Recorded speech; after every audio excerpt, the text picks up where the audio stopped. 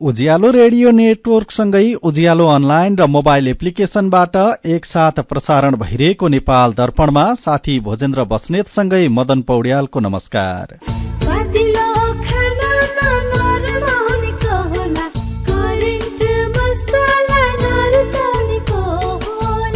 नेपाल दर्पणको साथमा करेन्ट मसला र करेन्ट चिया, स्वादको झट्का।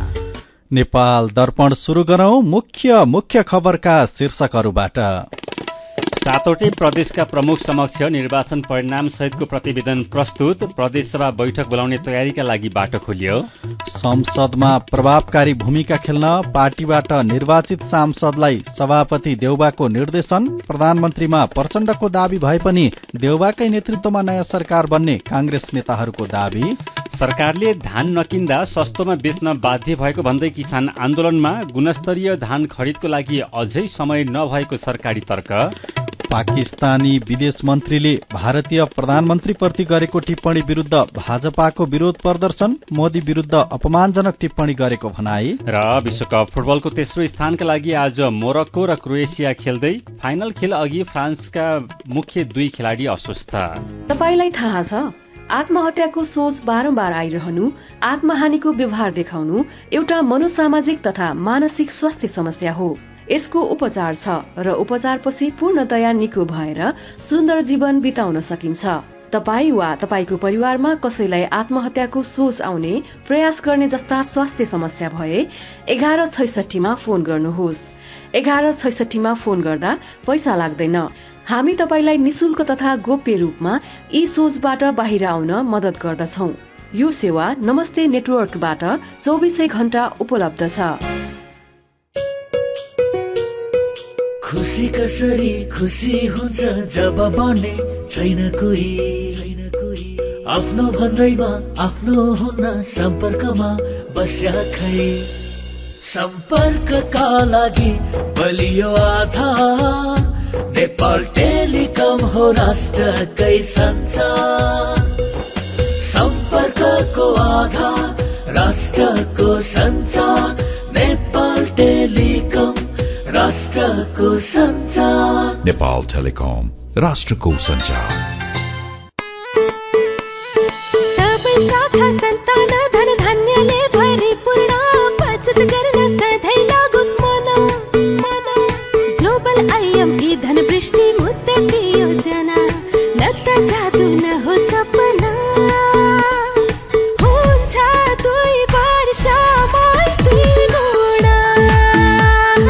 हजुर, ग्लोबल आयामी धनवृष्टि मुद्दती योजना निरन्तर बचत गर्ने बानीलाई प्रोत्साहन गर्दै प्रारम्भिक रकमको 10% त्रैमासिक रूपमा अन्तिम त्रैमास बाहेक जम्मा गर्दा प्रारम्भिक रकमको 2 गुणा 2 वर्षमै प्राप्त गर्न सकिने ग्लोबल आयामी ब्याङ्क, सबैका लागि ब्याङ्क। नेपाल दर्पणमा अब खबरको सिलसिला। निर्वाचन आयोगले मंसिर 4 गते भएको प्रदेश सभा सदस्य चुनावको परिणाम सहितको प्रतिवेदन आज 7वटै प्रदेशका प्रदेश प्रमुख समक्ष प्रस्तुत गरेको छ। प्रदेश सभा सदस्य निर्वाचन ऐन 2074 को दफा 62 बमोजिम आज दिउँसो एकैसाथ प्रदेश प्रमुख समक्ष प्रस्तुत गरेको आयोगका सहायक प्रवक्ता कमल भट्टराईले जानकारी दिनुभयो। निर्वाचन आयोगका प्रमुख निर्वाचन आयुक्तहरू, सचिव र सहसचिव सहितको टोलीले सबै प्रदेशको राजधानीमा रहेका प्रदेश प्रमुखको कार्यालयमा उपस्थित भई छुट्टा छुट्टै प्रतिवेदन बुझाएको हो। प्रदेश प्रमुख समक्ष निर्वाचन आयोगले प्रदेशको अन्तिम चुनावी प्रतिवेदन बुझाएसँगै प्रदेशसभा बैठक बोलाउने तयारीका लागि अब बाटो खोलेको छ। आयोगले यसअघि अस्ति राष्ट्रपति समक्ष प्रतिनिधि सभा तथा प्रदेशसभा सदस्य चुनावको प्रतिवेदन बुझाएको थियो। प्रधानमन्त्री एवं नेपाली कांग्रेसका सभापति शेरबहादुर देउवाले संसदमा प्रभावकारी भूमिका खेल्न पार्टीबाट निर्वाचित सांसदलाई निर्देशन दिनुभएको छ। प्रधानमन्त्री देउवाले पार्टीबाट निर्वाचित प्रतिनिधि सभाका सांसदहरूलाई आज सरकारी निवास बालुवाटारमा बधाईसहित संसदमा प्रभावकारी भूमिका निर्वाह गर्न निर्देशन दिनुभएको नेता ज्ञानेन्द्र बहादुर कार्कीले जानकारी दिनुभयो। नयाँ सरकार कांग्रेसकै नेतृत्वमा गठबन्धन सहित बन्ने र त्यसमा सबै पक्षलाई समेटेर अघि बढ़न चाहेको सभापति देउवाले स्पष्ट पार्नु भएको नेता कार्कीको भनाइ छ। संचार तथा सूचना प्रविधि मन्त्री समेत रहेका नेता कार्कीका अनुसार सत्तारूढ गठबन्धन दलको बैठक छिट्टै बस्ने तयारी छ। साथै यो बैठकमा सरकारको नेतृत्व लगायतका विषयमा ठोस छलफल हुनेछ। नेपाली कांग्रेसका नेताहरूले प्रधानमन्त्री शेरबहादुर देउवाकै नेतृत्वमा नयाँ सरकार बन्ने दावी गरेका छन्। नेपाली कांग्रेसका प्रवक्ता डाक्टर प्रकाश शरण महत सहित नेताहरू विमलेन्द्र निधि, दीपक खड्का लगायतले संसदमा सबैभन्दा ठूलो दलको हैसियतमा कांग्रेसकै नेतृत्वमा नयाँ सरकार बन्नु स्वाभाविक हुने बताएका हुन्। आज पार्टी सभापति एवं प्रधानमन्त्री शेरबहादुर देउवाले गरेको सांसदहरूको भेलामा सहभागी कांग्रेस प्रवक्ता महतले माओवादी केन्द्रका अध्यक्ष पुष्पकमल दाहाल प्रचण्डले पनि प्रधानमन्त्रीमा इच्छा व्यक्त गरेको तर सरकारको नेतृत्व कांग्रेसले नै गर्नु स्वाभाविक हुने प्रतिक्रिया दिनुभएको छ। एक्लै बहुमत नभएको अवस्थामा अरू दलको सहयोग लिएर कांग्रेसले सरकार बनाउने उहाँको भनाइ छ। अर्का नेता विमलेन्द्र निधि र दीपक खड्काले पनि कांग्रेसको नेतृत्वमा गठबन्धन सरकार बन्नु परिस्थितिजन्य निष्कर्ष भएको बताउनु भएको छ। यसअघि आजै प्रधानमन्त्री शेरबहादुर देउवा र नेकपा माओवादी केन्द्रका अध्यक्ष पुष्पकमल दाहाल प्रचण्डबीच भेटवार्ता भएको छ। प्रधानमन्त्रीको निवास बालुवाटारमा भएको भेटवार्तामा प्रचण्डले शक्ति बाँडफाँडका विषयमा छलफल गर्न चाहेको तर देउवाले कांग्रेस संसदीय दलको नेता चयन हुने बेलासम्म पर्खिन आग्रह गर्नुभएको कांग्रेसका नेताहरूले बताएका छन्। कांग्रेसले भोलि केन्द्रीय कार्य सम्पादन समितिको बैठक समेत बोलाएको छ। बैठकमा संसदीय दलको नेता चयन र नयाँ सरकारका विषयमा छलफल केन्द्रित रहनेछ। कांग्रेसका सभापति देउवा सहित महामन्त्री गगन थापा लगायतले संसदीय दलको नेतामा दावी गर्दै आउनु भएको छ। यसैबीच नेकपा एमालेका उपाध्यक्ष विष्णु पौडेलले आफूहरू प्रतिपक्षमा बस्ने बताउनु भएको छ। नेकपा एमाले पर्वत काठमाडौँ सम्पर्क मञ्चले गरेको कार्यक्रममा उहाँले एमाले अहिले सरकारमा नजाने बरु प्रतिपक्षमा बसेर काम गर्ने बताउनुभयो। उहाँले 5 दलीय गठबन्धनले एमालेलाई चौतर्फी घेराबन्दी गर्दा पनि राम्रो मत पाउन सफल भएको बताउनुभयो। प्रधानमन्त्री शेरबहादुर देउवाले पालिकाको काम कारबाही जनमुखी, पारदर्शी र नागरिकप्रति जवाबदेही हुनुपर्ने बताउनु भएको छ। ललितपुर महानगरपालिकाको 104औं स्थापना दिवसको अवसरमा आज भएको कार्यक्रममा प्रधानमन्त्री देउवाले नेपालको संविधानले पालिकालाई विकास निर्माण र जनसेवाको आधार स्तम्भका रूपमा महत्वपूर्ण अधिकार र जिम्मेवारी प्रदान गरेकोले त्यसै अनुसारको काम हुनुपर्ने बताउनुभयो। प्रधानमन्त्री देउवाले ललितपुर महानगरपालिकाले नागरिकको अपेक्षा अनुसार काम गरिरहेको भन्दै प्रशंसा समेत गर्नुभएको छ। उहाँले ललितपुर महानगरपालिकालाई सांस्कृतिक स्मार्ट शहरको रूपमा विकास हुने गरी काम गर्नुपर्नेमा पनि जोड़ दिनुभयो। ललितपुर महानगरपालिकाले नमूना महानगरपालिकाको रूपमा आफूलाई अघि बढाएको प्रधानमन्त्री देउवाको भनाइ छ। उहाँले भौतिक पूर्वाधारहरूको विकास गर्दा नागरिकको जीवनलाई सहज हुने गरी अघि बढाउन पालिकाका जनप्रतिनिधिहरूले मिलेर काम गर्नुपर्ने समेत बताउनुभयो। कार्यक्रममा प्रधानमन्त्री देउवाले वरिष्ठ धातु मूर्तिकार राजकुमार साक्य, वरिष्ठ साहित्यकार छत्रबहादुर कायस्थ, प्रज्ञ कालु कुमाले र ललितपुर महानगरपालिकाका पूर्व प्रमुख बुद्धिराज वज्राचार्यलाई ललितपुर महानगर गौरव पुरस्कारबाट सम्मान समेत गर्नुभएको छ। मध्य प्रदेशको प्रदेश सभामा दलको प्रतिनिधित्व बढेसँगै भौतिक संरचनाको अभाव भएको छ। संसदीय दलको नेताको लागि संरचनामा अपुग हुने भएको छ। यसअघि मध्य प्रदेशको प्रदेश सभामा 5 दल मात्रै संसदीय दलको आधिकारिकतामा रहेका थिए भने संघीय समाजवादी फोरम, नेपाली कांग्रेस, नेकपा एमाले, नेकपा माओवादी केन्द्र र राजपा दलको रूपमा प्रदेश सभामा सहभागी भएका थिए। नेपाल संघीय समाजवादी पार्टीले पनि 1 सीट ल्याएको थियो तर यसपटक 2वटा पार्टी दलकै रूपमा थपिएका छन्। यस्तै 3 दल समानुपातिक रूपमा 1-1 सीट ल्याएर प्रतिनिधित्व गरेका छन्। जनमत पार्टी र नेकपा एकीकृत समाजवादी पार्टी नयाँ दलको रूपमा संसदीय दलको रूपमा रहनेछन्। यस्तै तत्कालीन राजपा, अहिले लोसपा र फोरम जसपा बनेका छन्। यसपटक राप्रपा र नागरिक उन्मुक्ति पार्टीले पनि 1-1 सीट ल्याएर प्रतिनिधित्व गरेका छन्। मध्य प्रदेशमा दलको संख्या थपिएसँगै प्रदेश सभामा व्यवस्थापन गर्न समस्या हुन सक्ने प्रदेश सभाका सचिव रञ्जित यादवको भनाइ छ। तत्कालीन शिक्षा कार्यालय धनुषाको भवनलाई प्रदेश सभाको रूपमा प्रयोग गरिएको छ। सरकारले आफैले तोकेको मूल्यमा धान खरिद नगरेको भन्दै किसानले आन्दोलन थाले पनि सरकारले भने अझै बेला नभएको बताएको छ। सरकारले धान खरिद नगर्दा सस्तो मूल्यमा निजी मिललाई धान बेच्न बाध्य भएको किसानहरूको गुनासो छ। तर धान खरिदको जिम्मा पाएको खाद्य व्यवस्था तथा व्यापार कम्पनी लिमिटेडले गुणस्तरीय धान खरिदका लागि अझै बेला नभएको जनाएको हो। धान काट्ने बित्तिकै किन्दा त्यसमा चिस्यानको मात्रा बढ़ी हुने भएकोले ढिलो गरी मात्रै धान किन्न लागिएको खाद्य व्यवस्था कम्पनीको भनाइ छ। यस वर्ष 30,020 मेट्रिक टन धान खरिद गर्ने खाद्य व्यवस्था कम्पनीको योजना छ। त्यसका लागि 79 करोड़ रूपैयाँ बजेट समेत छुट्याइएको छ। खाद्य व्यवस्था तथा व्यापार कम्पनी लिमिटेडका नायब कार्यकारी अधिकृत श्रीमणिराज खनालले अघिल्लो शुक्रबारदेखि धान खरिद प्रक्रिया शुरू भइसकेको बताउनुभयो। सरकारले धान किन्ने प्रतिबद्धता जनाइसकेकोले किसानले पनि केही समय धैर्य गर्नुपर्ने उहाँको भनाइ छ। धान काट्ने बित्तिकै किन्दा त्यसको चिस्यान बढ़ी हुने र तौल पनि बढ़ी हुने हुँदा गुणस्तर भने नपुग्ने र ढिलो गरी धान किन्न लागि उहाँको तर्क छ। मंसिर महिना बितिसक्दा पनि सरकारी निकायले धान खरिदको प्रक्रिया शुरू नगरेका कारण व्यापारीलाई सस्तो मूल्यमा बेच्न बाध्य भएको किसान तथा उनीहरूका छाता संगठनको भनाइ छ। कोरोना भाइरसको संक्रमण घट्दै गएपछि सरकारले खोप आयात गरेको छैन। संक्रमण घट्दै गएको र खोप मौजदात नै रहेकाले सरकारले 3 महिनादेखि कोरोना भाइरस विरुद्धको खोप नल्याएको हो। संक्रमण घट्दै गएको र खोपको माग पनि कम भएपछि नल्याइएको स्वास्थ्य सेवा विभाग आपूर्ति व्यवस्थापन शाखा प्रमुख डाक्टर सुरेन्द्र चौरसियाले बताउनुभयो। कोरोना संक्रमण कम हुँदै जानु, खोप लगाउनेको संख्या कम हुनु र आवश्यक परेमा खोप मौजदात नै रहेकाले थप खोप नल्याइएको उहाँको भनाइ छ। अहिले संक्रमण दर 1% भन्दा पनि कम रहेको छ। अन्तिम पटक गएको भदौ 27 गते कोभ्याक्स मार्फत 14,79,940 मात्र खोप ल्याइएको थियो। त्यसयता सरकारले खोप ल्याएको छैन। अहिले प्रदेश र जिल्लाबाट पनि खोपको माग भएको छैन। तर बुस्टर डोजका लागि आवश्यक खोप भने ल्याइने आपूर्ति व्यवस्थापन शाखा प्रमुख चौरसियाले जानकारी दिनुभयो। नेपालमा पटक पटक गरी अहिलेसम्म 6,32,76,710 मात्र खोप आइसकेको छ।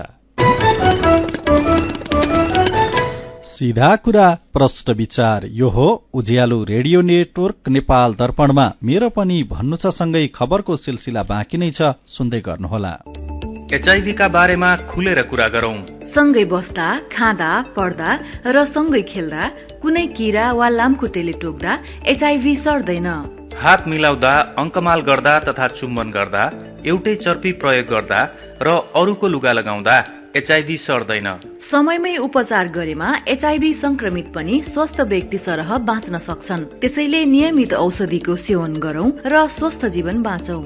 एचआईभी को औषधि एआरभी हरेक सरकारी अस्पतालमा निशुल्क पाइन्छ। एचआईभी संक्रमितहरू अरू भन्दा भिन्न होइनन् भन्ने कुरा बुझौं र समान व्यवहार गरौं। एचआईभी संक्रमितहरूमाथि हुने भेदभावको अन्त्य गरौं। Nepal youth foundation, 12+, Lumbini plus र मकवानपुर महिला समूह। विदेशबाट आइएमई गरेको पैसा सिधै तपाईको मोबाइलमा लिन मिल्छ। अहिलेको अवस्थामा बाहिर गएर पैसा निकाल्न त्यति सजिलो छैन। त्यसैले आफ्नो मोबाइल निकाल्नुहोस्, आइएमई पे डाउनलोड गर्नुहोस् अनि घर बसी बसी आफ्नो रकम प्राप्त गर्नुहोस्। विदेशबाट आइएमई गरेको रकम प्राप्त गर्न आफ्नो मोबाइल फोनमा आइएमई पे डाउनलोड गर्नुहोस्। अब आइएमई गरौँ, आइएमई पे मा प्राप्त गरौँ सजिलै। ग्रामीण स्वास्थ्य कर्मीहरूको सम्मेलनमा भाग लिन केस स्टोरी पठाउने सम्बन्धी सूचना। राष्ट्रिय स्वास्थ्य तालिम केन्द्र तथा निक साइमन्स इन्स्टिच्युटको संयुक्त तत्वावधानमा आउँदो चैत 8 गतेदेखि 10 गतेसम्म काठमाडौँमा आयोजना हुन गइरहेको ग्रामीण स्वास्थ्य कर्मीहरूको सम्मेलनमा भाग लिनको लागि स्वास्थ्य कर्मीहरूले आफूले काम गर्दाको अनुभव सँगालेर तयार पारिएको केस स्टोरी यही पुस 11 गतेभित्र राष्ट्रिय स्वास्थ्य तालिम केन्द्र अथवा निक साइमन्स इन्स्टिच्युटमा आइपुग्ने गरी पठाउन हुन अनुरोध छ। केस स्टोरी सम्बन्धी ढाँचा सम्बन्धित प्रादेशिक निर्देशनालयमा पठाइसकेको छ। सम्बन्धी थप जानकारीको लागि फोन नम्बर 9841 77 741 वा 98 181 52 584 मा सम्पर्क गर्नुहुन अनुरोध छ। उज्यालो रेडियो नेटवर्कबाट प्रसारण भइरहेको नेपाल दर्पणमा तपाईंलाई फेरि स्वागत छ। यतिन्जेल हामीले 7वटै प्रदेश प्रमुख समक्ष निर्वाचन परिणाम सहितको प्रतिवेदन प्रस्तुत, संसदमा प्रभावकारी भूमिका खेल्न पार्टीबाट निर्वाचित सांसदलाई कांग्रेस सभापति देउबाको निर्देशन, सरकारले धान नकिन्दा सस्तोमा बेच्न बाध्य भएको भन्दै किसान आन्दोलनमा, गुणस्तरीय धान खरिदका लागि अझै बेला नभएको सरकारी तर्क लगायतका खबर प्रस्तुत गर्यौं। नेपाल दर्पणमा अब बाँकी खबर। नेपालमा अहिलेसम्म 5,500 भन्दा धेरै उद्योगमा विदेशी लगानी स्वीकृत भएकोमा पर्यटन र सेवामूलक क्षेत्रका उद्योगमा धेरै लगानी भएको देखिएको छ। उद्योग विभागको विदेशी लगानी सम्बन्धी मासिक प्रगति विवरण अनुसार गएको कार्तिक मसान्तसम्म 5,628 उद्योगका लागि आएको वैदेशिक लगानी प्रस्ताव स्वीकृत भएकोमा सेवामूलक क्षेत्रका 1,867 र पर्यटन क्षेत्रमा 1,855 प्रस्ताव स्वीकृत भइसकेका विभागले जनाएको छ। कुल 5,628 उद्योगका लागि 4 खर्ब 30 अर्ब 86 करोड 97 लाख 58 हजार रुपियाँ बराबरको वैदेशिक लगानी स्वीकृत भएको छ। गएको असार मसान्तसम्म मात्र 8,764 उद्योगका लागि 26 खर्ब 27 अर्ब बराबरको लगानी प्रस्ताव भएकोमा 5,628 वटाले मात्रै स्वीकृति पाएका हुन्। विदेशी लगानीकर्ता वा आधिकारिक प्रतिनिधि र उनीहरूको परिवारका सदस्यलाई विदेशी लगानी स्वीकृत भएपछि लगानीका आधारमा उद्योग विभागले व्यावसायिक राहदानी उपलब्ध गराउँदै आएको छ। विदेशी लगानी तथा प्रविधि हस्तान्तरण ऐन 2075 अनुसार 6 अर्ब रुपियाँसम्मको विदेशी लगानी उद्योग विभागबाट स्वीकृत हुन्छ। त्योभन्दा माथिको लगानी भने लगानी बोर्डको कार्यालयले स्वीकृत गर्ने व्यवस्था रहेको छ। दाङको तुलसीपुरमा खाना पकाउने क्रममा जलेर एक महिलाको ज्यान गएको छ। तुलसीपुर उपमहानगरपालिका 11 मथिपुरकी 59 वर्षीय बसन्ती कुमालको जलेर ज्यान गएको इलाका प्रहरी कार्यालय तुलसीपुरले जनाएको छ। जलेर घाइते कुमालको कोहलपुर मेडिकल कलेजमा उपचारका क्रममा आज दिउँसो ज्यान गएको हो। यसैबीच रामेछापको उमाकुण्ड गाउँपालिका वडा नम्बर 6 भुजीमा आज दिउँसो जीप दुर्घटना हुँदा 9 जना घाइते भएका छन्। घाइतेमध्ये 3 जनाको अवस्था गम्भीर छ। लिखु तामाकोशी गाउँपालिका 1 दुरा गाउँका वडा सदस्य विमल सुनवार सहित विमला सुनवार र राजकुमार थापालाई हेलिकप्टर मार्फत थप उपचारका लागि काठमाडौँ पठाएको जिल्ला प्रहरी कार्यालय रामेछापका प्रवक्ता राजु प्रसाद ढकालले जानकारी दिनुभयो। 11/75/12 नम्बरको जीप उमाकुण्ड गाउँपालिका 6 भुजीको एक राते पहरा फास्तोमा दुर्घटना भएको प्रहरीले जनाएको छ। धादिङमा गाँजासहित 4 जना पक्राउ परेका छन्। झोलामा 6 किलोग्राम 500 ग्राम गाँजा बोकेर स्कुटरमा यात्रा गरिरहेका 2 जना धुनीबेसी नगरपालिका वडा नम्बर 7 बाट पक्राउ परेका हुन्। पक्राउ पर्नेमा काठमाडौँ महानगरपालिका वडा नम्बर 15 का सन्तोष महर्जन र सर्जन देउला रहेका प्रहरीले जनाएको छ। यस्तै ट्र्याक्टरमा राखेर 90 किलोग्राम गाँजा ढुवानी गर्दै गरेका धादिङको थाक्रे गाउँपालिका वडा नम्बर 4 का इमान तामाङ र काले तामाङलाई पनि पक्राउ गरेको प्रहरीले जनाएको छ। लमजुङमा रहेको मध्य मर्स्याङदी जलविद्युत आयोजनाको विद्युत उत्पादन घट्न थालेको छ। नदीमा पानी कम हुँदै गएपछि विद्युत उत्पादन घट्न थालेको हो। 70 मेगावाट क्षमताको मध्य मर्स्याङदी जलविद्युत केन्द्रमा अहिले उत्पादन घटेर 48-49 मेगावाटमा झरेको केन्द्र प्रमुख पवन बस्नेतले बताउनुभयो। अझै 2 महिनासम्म निरन्तर बिजुली उत्पादन घट्दै जाने उहाँले बताउनुभयो। अघिल्लो वर्ष फागुन महिनाको अन्तिमसम्म पुग्दा विद्युत उत्पादन घटेर 26 मेगावाटमा झरेको थियो। मध्य मर्स्याङदी जस्तै लमजुङमा रहेका अरू 5 वटा जलविद्युत केन्द्रको उत्पादन पनि घट्न थालेको छ। गोरखा र लमजुङको सीमा चेपे खोलामा निर्माण भइरहेको चेपे ए जलविद्युत आयोजना निर्माण स्थलमा शान्ति सुरक्षाको प्रत्याभूति गराउन आयोजना सञ्चालक समितिले माग गरेको छ। गएको मंसिर 24 गते आयोजनामा तोडफोड रागजनी भएपछि निर्माणका थप काम अघि बढाउन समस्या भएको भन्दै सञ्चालक समिति चम्पावती हाइड्रो पावर लिमिटेडले सुरक्षाको प्रत्याभूति गराउन सरकारसँग माग गरेको हो। मेरो पनि भन्नु छ। किसानको धान किन्ने घोषणा गर्ने तर किन्न आनाकानी गर्ने सरकारी प्रवृत्तिको कारण किसानले सस्तोमा धान बेचिरहेका छन्। यही विषयको खबर उज्यालो अनलाइनमा पढेर शिव घिमिरेले लेख्नु भएको छ। हाम्रो सरकार कुनै पनि क्षेत्रमा बलियो भएन, जता पनि निरीह मात्रै देखिन्छ।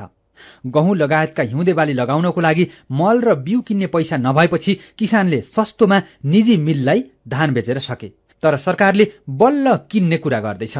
किसानमाथि सरकारी अन्याय कहिलेसम्म हो?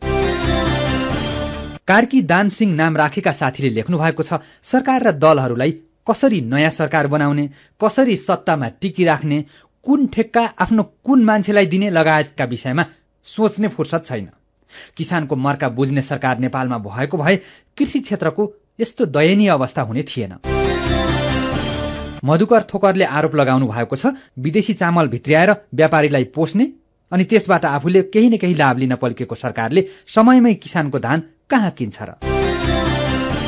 नवराज घिमिरे भन्नुहुन्छ, एकातिर कृषिजन्य वस्तुको आयात घटाउने कुरा गर्ने अनि अर्कोतिर किसानलाई मल बिउ र सिँचाइ सुविधा नदिने। किसानले आफ्नै बलबुतामा बल्ल तल्ल उब्जाएको धान पनि नकिन्ने। देशमा सरकार छ भन्न पनि लाज लाग्ने अवस्था। नेपालमा वायु प्रदूषण बढ्दै गएको र आज बिहान काठमाडौँ विश्वकै 13औं प्रदूषित शहर बनेको खबरमा जोन घलान र योगी राजवंशीले लेख्नु भएको छ। गरिबी, प्रदूषण, भ्रष्टाचार जस्ता नराम्रा र उत्पट्याङ खालका क्षेत्रमा मात्रै नेपालको अग्रता हुन्छ। विकास, समृद्धि र सुशासनको क्षेत्रमा नेपाल शीर्ष स्थानमा परेको कहिले देख्न पाइएला? अनि सुदर्शन पाठकले व्यङ्ग्य गर्दै भन्नुभएको छ, कम्तीमा प्रदूषण धेरै भएको कारणले भए पनि नेपालको नाम विश्वमा अगाडि आयो नि, अनि चाँडै नै पहिलो भएको खबर पनि सुन्न र पढ्न पाइनेछ। विचारका लागि तपाईलाई धन्यवाद। मेरो पनि भन्नु छ। मेरो पनि भन्नु छ प्रस्तुत गर्दै हुनुहुन्थ्यो साथी अर्जुन पोखरेल। नेपाल दर्पणमा रंग दर्पणसँगै खबरको सिलसिला बाँकी नै छ, सुन्दै गर्नुहोला। होइन हो दाजु भाउजू, खुसी हुँदै कस्तो नाचे। हामीलाई त तेरा भन्दा धेरै सुविधा मुक्तिनाथ आशीर्वाद बचत खाता खोलेर। होइन के छ र यसमा त्यस्तो खुसी भइरा?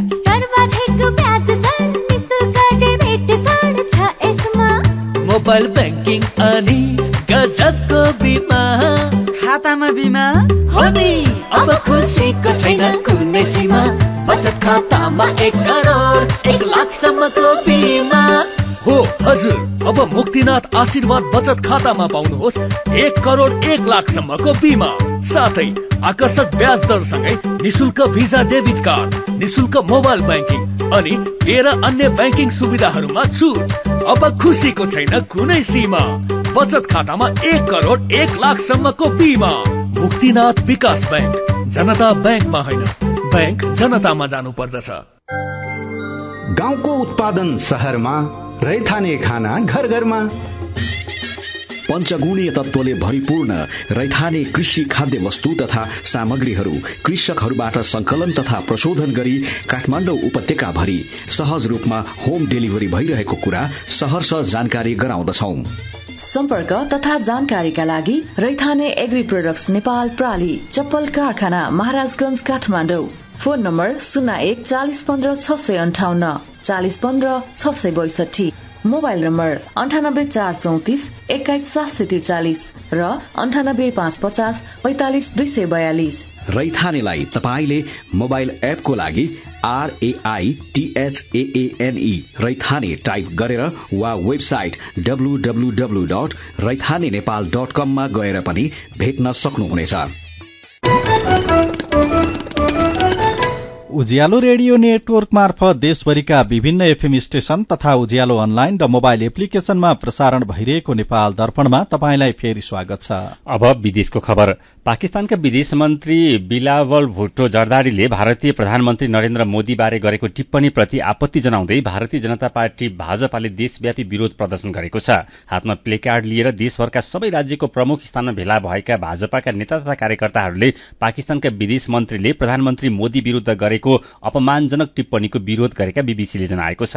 संयुक्त राष्ट्रसंघको प्रधान कार्यालय न्यूयोर्कमा आयोजित पत्रकार सम्मेलनमा पाकिस्तानी विदेश मन्त्री भुट्टोले भारतीय प्रधानमन्त्री मोदीलाई गुजरातका नरसंहारकर्ता भन्दै कसाईको संज्ञा दिनुभएको थियो। त्यसअघि गएको बुधबार सुरक्षा परिषदमा भारतका विदेश मन्त्री एस जयशंकरले कश्मीर मुद्दा उठाएको भन्दै पाकिस्तानको आलोचना गर्नुभएको थियो। भारतका विदेश मन्त्रीको अभिव्यक्तिप्रति असहमति जनाउँदै बिहीबार पाकिस्तानी विदेश मन्त्रीले प्रधानमन्त्री मोदीलाई कसाईको संज्ञा दिनुभएको हो। पाकिस्तानी विदेश मन्त्रीको अभिव्यक्तिपछि भारतको विदेश मन्त्रालयका प्रवक्ता अरविन्द बागचीले एउटा वक्तव्य निकालेर यो अभिव्यक्ति निकै निम्न स्तरको रहेको बताउनु भएको छ। अब खेल खबर। कतारमा चलिरहेको फिफा विश्वकपको तेस्रो स्थानका लागि आज मोरक्को र क्रोएसिया खेल्दैछन्। खेल नेपाली समय अनुसार अहिले राति 9:15 बजे कतारको खालिफा मैदानमा शुरू हुँदैछ। सेमी फाइनलमा मोरक्को फ्रान्ससँग 2-0 गोलले पराजित भएको थियो। यस्तै क्रोएसिया अर्जेन्टिनासँग 3-0 गोलले हारेको थियो। विश्वकपको उपाधिका लागि भोलि फ्रान्स र अर्जेन्टिना खेल्दैछन्। फाइनल खेलअघि फ्रान्सका 2 मुख्य खेलाड़ी अस्वस्थ भएका छन्। डिफेन्डर राफेल भराने र इब्राहिमा कोनाटे अस्वस्थ भएका हुन्। उनीहरूले फाइनल खेल्ने या नखेल्ने निर्णय भइसकेको छैन। कतारमा चलिरहेको विश्वकपको विजेताले 42 मिलियन अमेरिकी डलर पुरस्कार पाउनेछ। यस्तै उपविजेताले 30 मिलियन डलर, तेस्रो हुनेले 27 मिलियन र चौथो हुने टोलीले 25 मिलियन डलर पुरस्कार प्राप्त गर्नेछ। आज शनिबार, सधैँको शनिबार जस्तै रंग दर्पणको पालो। रंग दर्पण लिएर आइपुग्नु भएको छ बर्दियाबाट उज्यालो सहकर्मी भावुक योगी।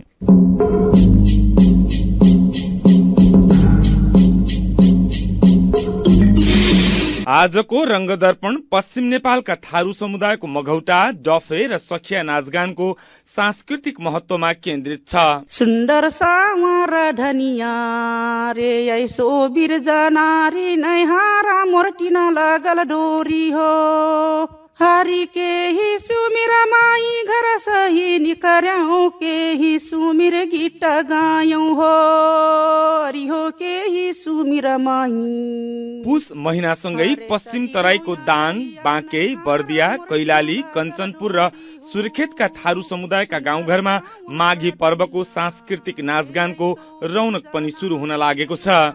माघलाई थारू समुदायले नयाँ वर्षको रूपमा विशेष महत्वका साथ नाचगान गरेर मनाउने गर्छन्।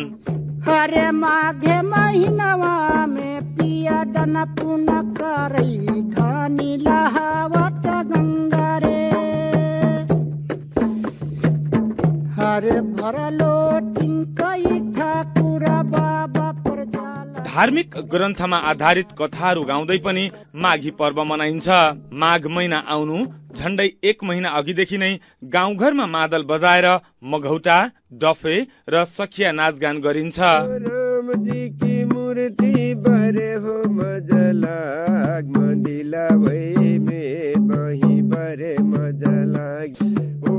माघी पर्वमा मघौटा, हुर्दङ्गवा, डफे र सखिया गीतमा नाचगान गर्ने, माघे संक्रान्तिको अघिल्लो दिन जिता मार्ने, मिठा परिकार खाने र संक्रान्तिमा माघी नुहाउने थारू समुदायमा परम्परागत चलन छ। गीतबाटै परदेश गएका पतिलाई घर आउन आग्रह पनि गरिन्छ। आजु पिया हुइटै हाँसी बोलटौं दैया आजु पिया घरे नै आइलो रे। के भनेको हो त्यो? यो चाहिँ तपाईँ कहाँ जानुभयो, कहाँ हराउनु भयो, छिटै गएर आउनुहोस्। वृन्दावन मेरे गरटा हिरोलन बराभन गाउँ उदासी रे हरि नै ने कायासा रे मोर चोली बन्दा भी जई तबु नहीं आइलो पिया मोरे हो।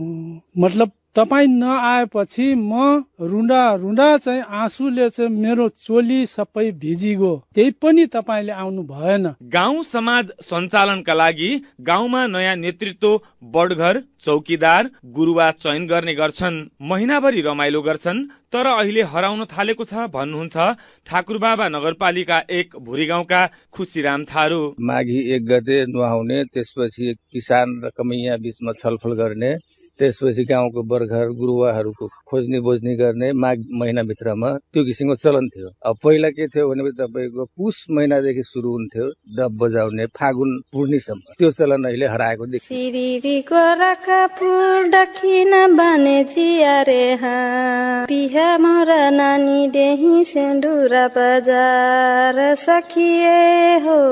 पहिले माघी आउनु केही दिन अघिदेखि नै गाउँघरमा मादल बजाएर मघौटा, डफे र सखिया नाच गरिन्थ्यो। तर पुर्खाले कला संस्कृति देखाएर परम्परागत मघौटा, हुर्दङ्गवा, मुङ्ग्रा, झुम्रा, डफे, सखिया लगायतका नाचगान गरेर रमाइलो गर्ने चलन आधुनिकतासँगै बिस्तारै हराउँदै गएको छ भन्नुहुन्छ नेउलापुर गाउँका बडघर गोकर्ण थारू। अब पुस लाग्यो, आज 2 गते अब हाम्रो चाहिँ माघी सुरुवात भयो।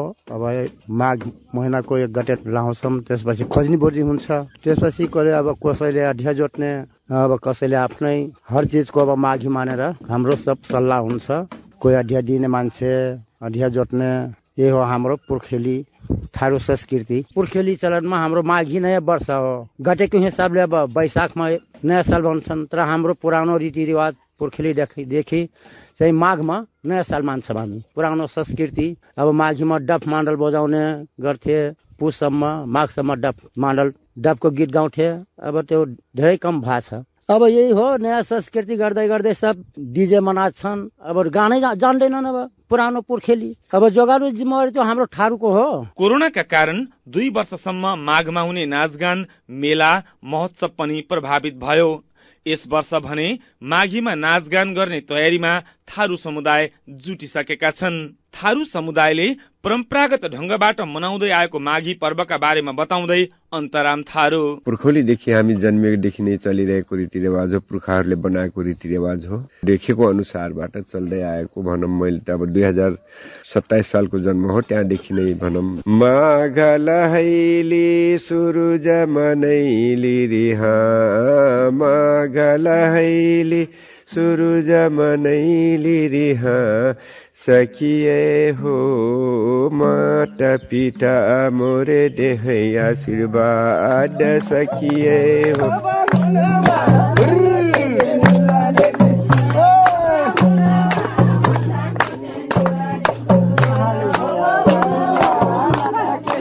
थारूहरूको सांस्कृतिक नाचगान गाउँघरमा केही कम भए पनि बर्दिया राष्ट्रिय निकुञ्ज आसपासका होटल र गाउँघरमा सञ्चालनमा रहेका होमस्टेहरूमा भने पर्व अनुसारका विभिन्न थारू नाचगान भइरहेका हुन्छन्। गहिरी गंजरियामा टेकाली बरेर वरिहा सखियै हो झिंगा मछरीका बन्धली बखार। रंगदर्पणसँगै हामी नेपाल दर्पणको अन्त्यमा आइपुगेका छौं। आजका मुख्य खबरका शीर्षक फेरि एकपटक। सातवटै प्रदेशका प्रमुख समक्ष निर्वाचन परिणाम सहितको प्रतिवेदन प्रस्तुत। प्रदेशसभा बैठक बोलाउने तयारीका लागि बाटो खुल्यो। संसदमा प्रभावकारी भूमिका खेल्न पार्टीबाट निर्वाचित सांसदलाई कांग्रेस सभापति देउबाको निर्देशन। प्रधानमन्त्रीमा प्रचण्डको दाबी भए पनि देउबाकै नेतृत्वमा नयाँ सरकार बन्ने कांग्रेस नेताहरूको दाबी। सरकारले धान नकिन्दा सस्तोमा बेच्न बाध्य भएको भन्दै किसान आन्दोलनमा। गुणस्तरीय धान खरिदको लागि अझै समय नभएको सरकारी तर्क।